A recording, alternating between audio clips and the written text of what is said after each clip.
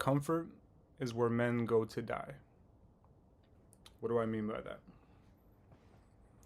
Comfort is more abundant than it has ever been in human history. Life used to be insanely uncomfortable for men and for people and for women. I can only speak on my experience as a man because that's what I am. So I'll speak from that perspective. The history of being a man has been always uncomfortable. It's the name of the game. It's the thing that we unconsciously signed up for before we came here, most likely. And the way it works is, in history, it's always been very uncomfortable. Imagine like you were born 1,000 or 2,000 years ago, and every day, you don't have electricity, you don't have running water, people freaking probably barely bathed. It's like there's a lot of stuff going on back in the day. There's probably bugs and all this crazy shit. I don't know. I'm a city boy now, so I live in the city. I don't do too much outdoor stuff like that, okay? Historically, it's been very uncomfortable to be a man. And back then, these guys were going out and having wars and using spears and swords and all this stuff and fighting diseases and famine and, it's a million different things. It's very, very, very uncomfortable historically to be alive. As time's progressed, technology's gotten better, things have gotten better, and through technology, people have always, the goal of technology and everything that we've ever made has been to make our lives easier, okay? For a long time, this has been very much to our benefit. Better tools, better technology, better everything, this makes life easier. There's been a million revolutions where it's like, think of the Industrial Revolution. Specifically, maybe like in New York City, and like when automobiles became a thing. Back in the day, like people used to have horses in New York, and these horses would poop all over the streets, and there would be, the road was covered in this much poop. It was disgusting, bro. It probably smelled terrible, all of that. Cars came around, and it allowed them to start reducing the number of horses that they had in the city, and with that, it became easier to get around. There's less smell in the city. Things became more fluid. Yes, that brought on different problems as far as traffic and all these other things. But what I'm trying to say is technology continues to make things easier for us.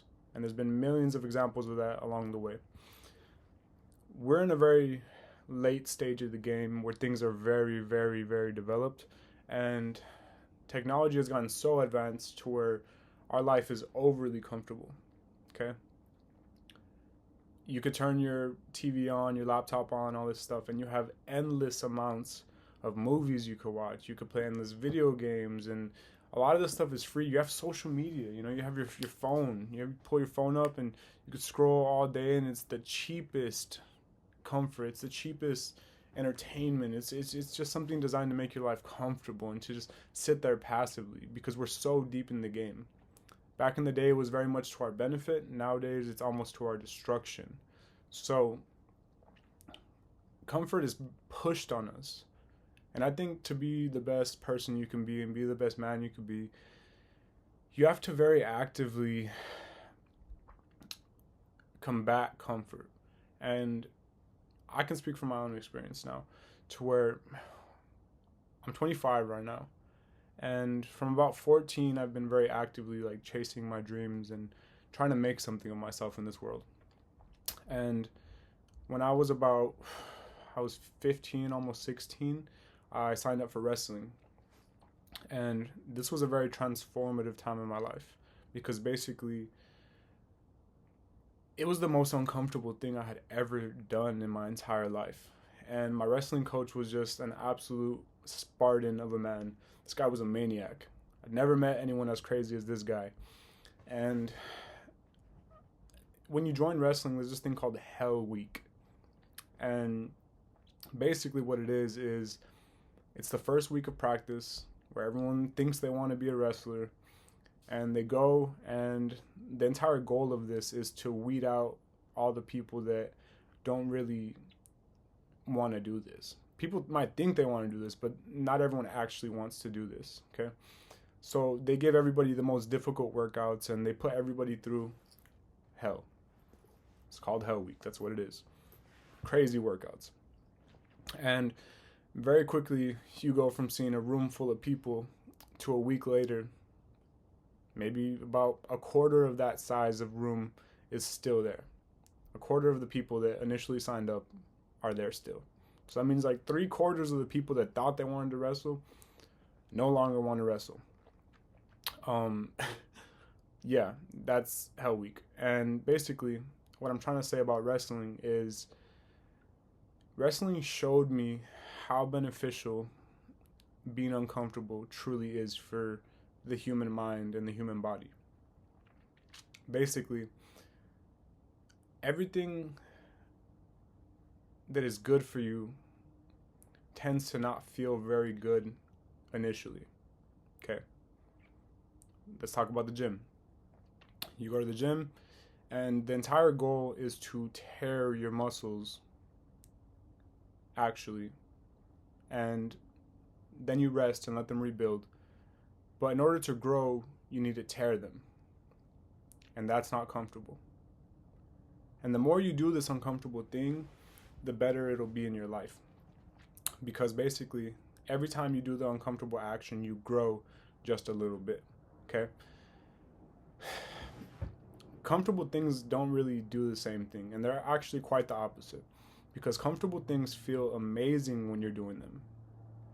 But the long-term reaction of constantly doing comfortable things is actually detrimental to your life and to your goals and to everything you're trying to do in this life. So comfort is constantly pushed on us, and it's very much available. Uncomfortable things aren't pushed on us, but they're very much so important. They're very important. It's a building block of everything you want to do in this life. So the way it works is basically you have to design your life to be very uncomfortable. If you want to make something of yourself, you gotta live an uncomfortable life. That's the reality of it.